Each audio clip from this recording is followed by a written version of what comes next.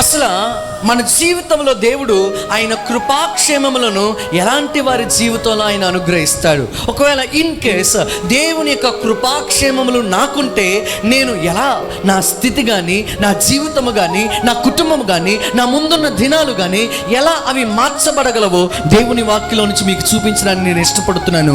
యాకోబు రాసిన పత్రిక 4వ అధ్యాయము 6వ వచనాన్ని చదువుకుందాం. దేవుడు అహంకారులను ఎదిరించి దీనులకు ఆయన కృపను అనుగ్రహించబోతున్నాడంట.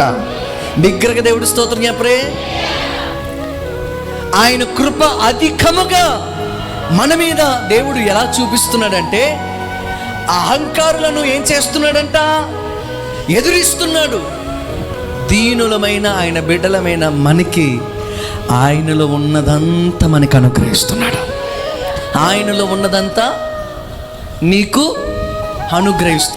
ఆయనలో ఏముంది అంటే నీ జీవితానికి అన్నీ ఇవ్వగలిగేది ఉంది. హల్లెలూయా. ఇది ఇవ్వగలడు, ఇది ఇవ్వలేడు అని చెప్పడానికి ఏమీ, అన్నిటినీ చేయగలడు, అన్నిటినీ మార్చగలడు, అన్నిటినీ నీ జీవితంలో అనుగ్రహించగలడు. ఏమైనా చేయగల గొప్ప దేవుడు ఆయన. బిగ్గరగా దేవుడు స్తోత్రం చెప్దాం.